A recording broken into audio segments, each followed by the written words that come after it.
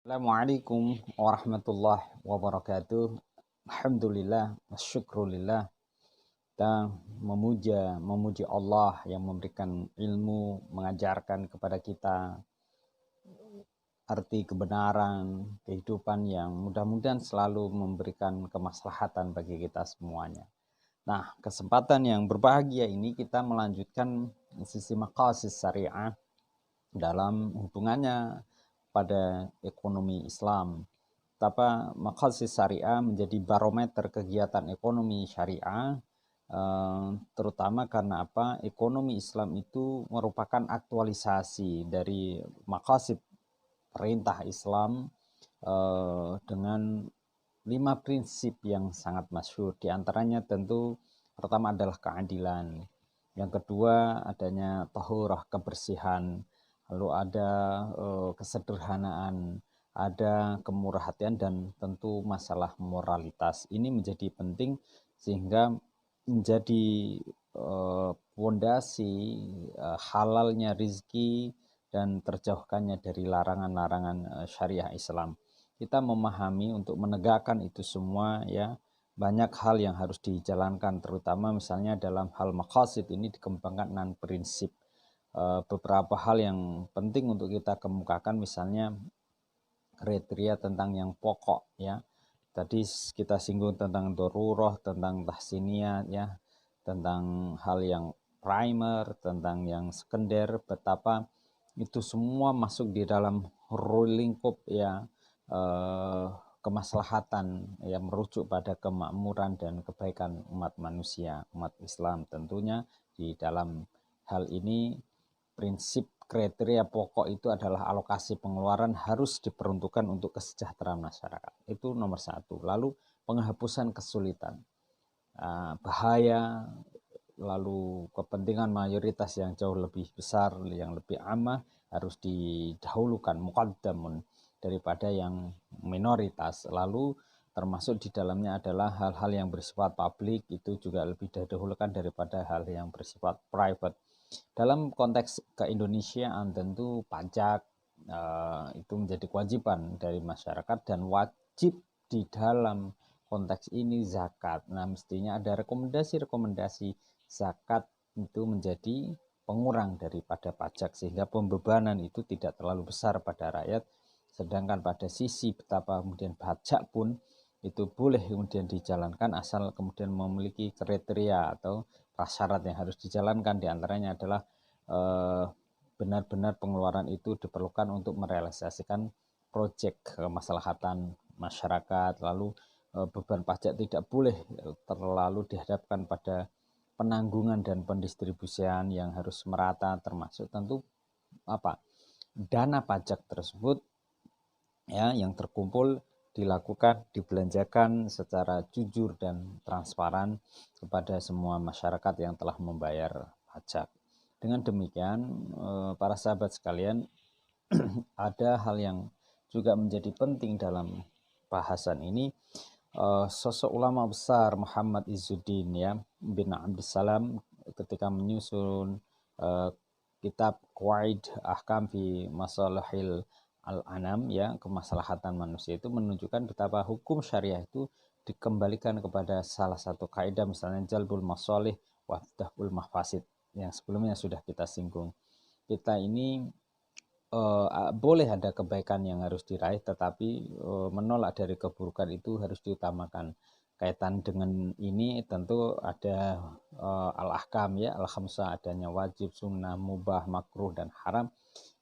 Insya Allah lah kita mencoba untuk melihat ini pada kaidah-kaidah yang lebih terperinci pada kesempatan ini. Mudah-mudahan berdampak manfaat kepada kita semua di dalam hukum Islam. Misalnya salah satu kaidah, ya, yang masyhur,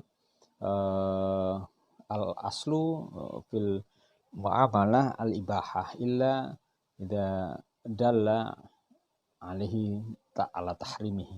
Jadi hukum dalam muamalah itu sesungguhnya adalah boleh, kecuali ketika ada dalil yang ya dulu dalil ala tahrimihi, atas keharamannya. Nah, contoh hal yang paling konkret misalnya adalah dalam sisi ini jual beli, ya, transaksi musyarakah, wakalah, asuransi, gade dan macam-macam ya. Tentu itu dibolehkan. Nah, yang tidak dibolehkan yang sangat tegas misalnya tentang riba ya, tentang tipuan, adanya gharar, ada maisir, minuman keras ya yang memabukkan dan lain sebagainya. Di berbagai surah sudah tercantum di sana, baik dari surah Ar-Rum ayat 39 ya, An-Nisa, Al-Imran ataupun Al-Baqarah ya di ayat 278 itu. Sehingga kaidah ini menjadi jelas adanya pengharaman terhadap riba ya, hal-hal yang sangat jelas di situ diharamkan. Kaidah yang kedua misalnya al-aslu fil aqdi ridha al muta'aqidain ya, wa munadai jahatuhu al-iltizamu bita'aqqudi. Jadi hukum asal dari transaksi itu keridhoan, ada ta'ar ridho, ada ridho, saling merelakan di antara kedua pihak yang berakad. Nah, hasilnya adalah berlaku sahnya akad yang dihasilkan. Contoh misalnya ketika tidak ada ridho ya barang itu dikembalikan. Contoh pemesanan, ketika tidak ada di situ kesesuaian dengan yang ditawarkan dalam akad salem dan lain-lainnya misalnya, maka pembeli kan merasa rugi, maka kerugian itu juga harus ditanggung oleh sang penjual yang tidak mampu memberikan sesuai dengan pesanan yang sudah dilakukan. Termasuk misalnya la jajuzu li ahad ya antasarrufi fil milki ghairihi bila idnihi. Ini juga menjadi concern. Jadi tidak boleh menjual kendaraan yang belum lunas ya cicilannya, kecuali sudah lunas atau hasil penjualannya digunakan untuk melunasi cicilan tersebut. Ini yang kemudian dikembangkan di dalam dunia perbankan, leasing dan lain sebagainya. Sesungguhnya juga mesti harus ditengok lebih dalam lagi persoalan ini. Hal yang lain misalnya kita tambahkan ya, mumpung masih ada kesempatan, al-batila yaqbalu al-ijazah. Jadi kalau perbankan syariah itu tidak boleh melakukan akad dengan lembaga keuangan lain yang memakai sistem ribawi gitu.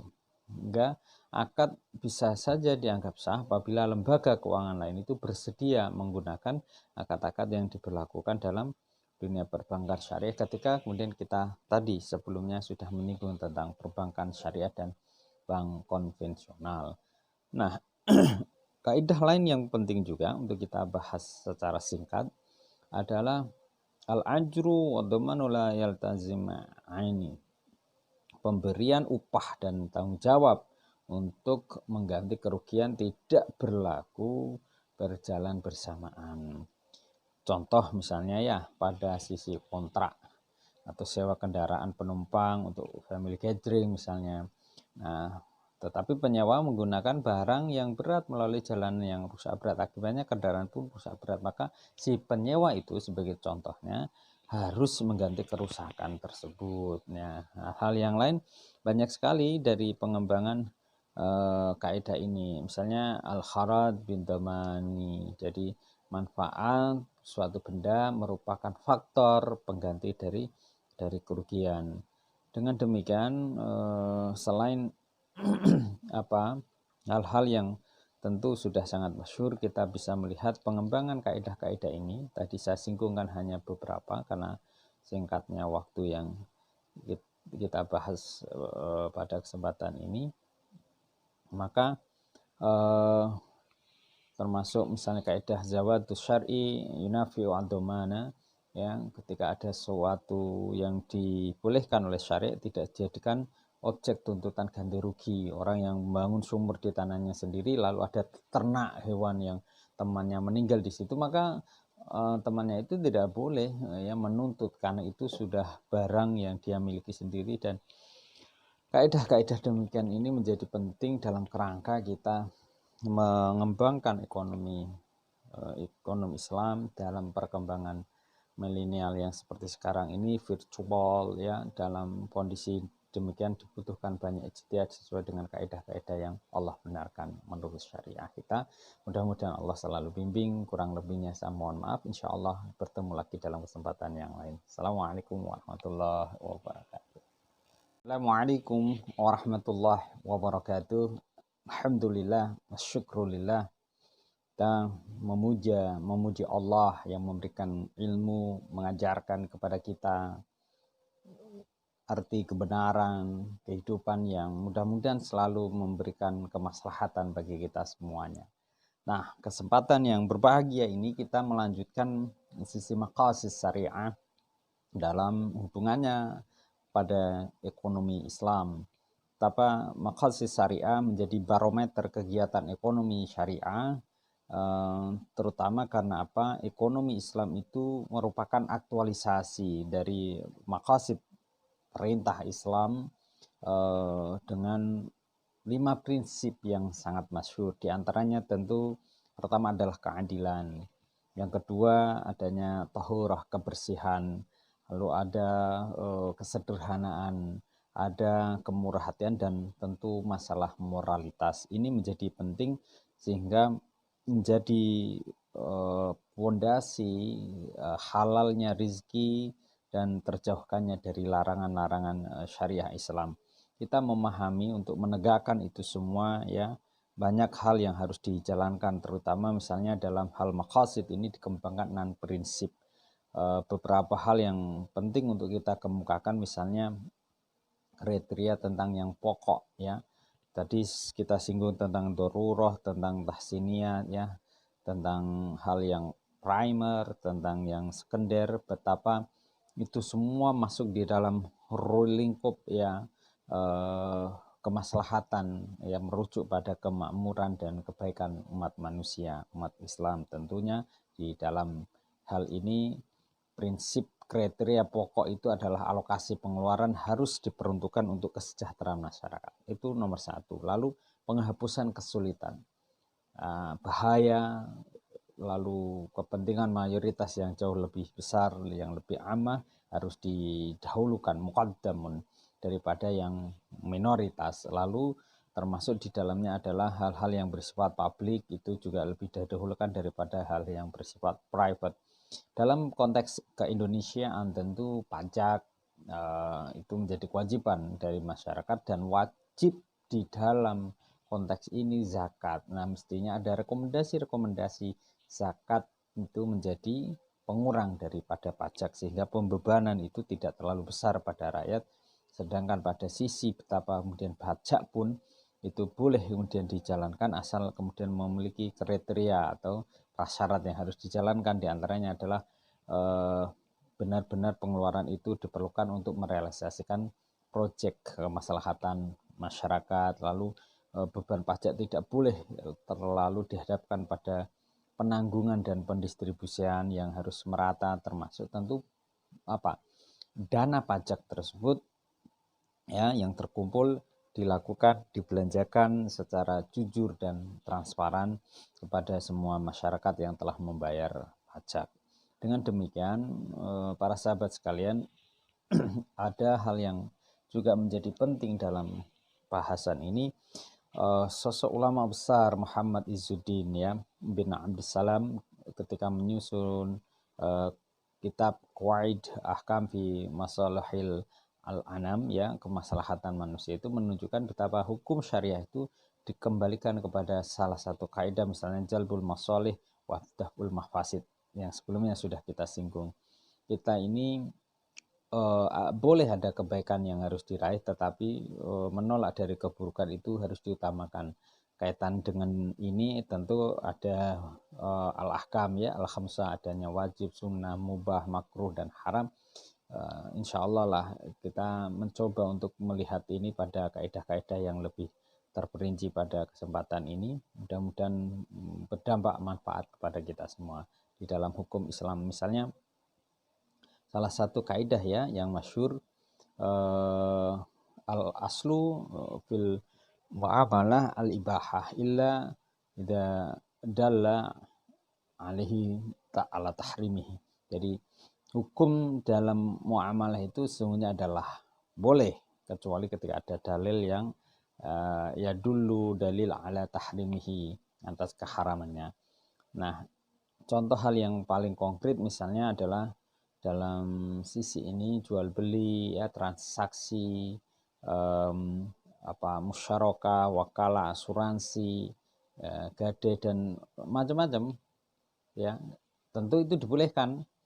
Nah, yang tidak dibolehkan yang sangat tegas misalnya tentang riba ya, tentang tipuan, adanya gharar, ada maisir, minuman keras ya yang memabukkan dan lain sebagainya. Di berbagai surah sudah tercantum di sana, baik dari surah Ar-Rum ayat 39 ya, An-Nisa, Al-Imran ataupun Al-Baqarah ya di ayat 278 itu. Sehingga kaidah ini menjadi jelas adanya pengharaman terhadap riba ya, ada hal-hal yang sangat jelas di situ diharamkan. Kaidah yang kedua misalnya al-aslu fil aqdi ridha al muta'aqidain ya, wa munatai jahatuhu al-iltizamu bi ta'aqqudi. Jadi hukum asal dari transaksi itu keridhoan, ada ta'ar ridho, ada ridho, saling merelakan di antara kedua pihak yang berakad. Nah, hasilnya adalah berlaku sahnya akad yang dihasilkan. Contoh misalnya ketika tidak ada ridho ya barang itu dikembalikan. Contoh pemesanan, ketika tidak ada di situ kesesuaian dengan yang ditawarkan dalam akad salem dan lain-lainnya misalnya, maka pembeli kan merasa rugi, maka kerugian itu juga harus ditanggung oleh sang penjual yang tidak mampu memberikan sesuai dengan pesanan yang sudah dilakukan. Termasuk misalnya la jajuzu li ahad ya antasarrufi fil milki ghairihi bila idnihi. Ini juga menjadi concern. Jadi tidak boleh menjual kendaraan yang belum lunas ya cicilannya, kecuali sudah lunas atau hasil penjualannya digunakan untuk melunasi cicilan tersebut. Ini yang kemudian dikembangkan di dalam dunia perbankan, leasing dan lain sebagainya. Sesungguhnya juga mesti harus ditengok lebih dalam lagi persoalan ini. Hal yang lain misalnya kita tambahkan ya, mumpung masih ada kesempatan, al-batila yaqbalu al-ijazah. Jadi kalau perbankan syariah itu tidak boleh melakukan akad dengan lembaga keuangan lain yang memakai sistem ribawi gitu. Hingga akad bisa saja dianggap sah apabila lembaga keuangan lain itu bersedia menggunakan akad-akad yang diberlakukan dalam dunia perbankan syariah, ketika kemudian kita tadi sebelumnya sudah menyinggung tentang perbankan syariah dan bank konvensional. Nah, kaidah lain yang penting juga untuk kita bahas secara singkat adalah al-ajru wa dhamanu la yaltazima aini. Pemberian upah dan tanggung jawab untuk mengganti kerugian tidak berlaku berjalan bersamaan. Contoh misalnya ya pada sisi kontrak atau sewa kendaraan penumpang untuk family gathering misalnya. Nah, tetapi penyewa menggunakan barang yang berat melalui jalan yang rusak berat, akibatnya kendaraan pun rusak berat, maka si penyewa itu sebagai contohnya harus mengganti kerusakan tersebut. Nah, hal yang lain banyak sekali dari pengembangan kaidah ini. Misalnya al-kharad bin damani. Jadi manfaat suatu benda merupakan faktor pengganti dari kerugian. Dengan demikian selain hal-hal yang tentu sudah sangat masyhur, kita bisa melihat pengembangan kaidah-kaidah ini. Tadi saya singgungkan hanya beberapa karena singkatnya waktu yang kita bahas pada kesempatan ini. Maka termasuk misalnya kaidah zawadus syar'i yunafi'u ad-dhamana ya, ketika ada sesuatu yang dibolehkan oleh syariat tidak dijadikan objek tuntutan ganti rugi. Orang yang membangun sumur di tanahnya sendiri lalu ada ternak hewan yang temannya meninggal di situ, maka temannya itu tidak boleh ya menuntut karena itu sudah barang yang dia miliki sendiri. Dan kaidah-kaidah demikian ini menjadi penting dalam kerangka kita mengembangkan ekonomi Islam dalam perkembangan milenial yang seperti sekarang ini virtual ya. Dalam kondisi demikian dibutuhkan banyak ijtihad sesuai dengan kaidah-kaidah yang Allah benarkan menurut syariah kita. Mudah-mudahan Allah selalu bimbing. Kurang lebihnya saya mohon maaf. Insya Allah bertemu lagi dalam kesempatan yang lain. Assalamualaikum warahmatullahi wabarakatuh.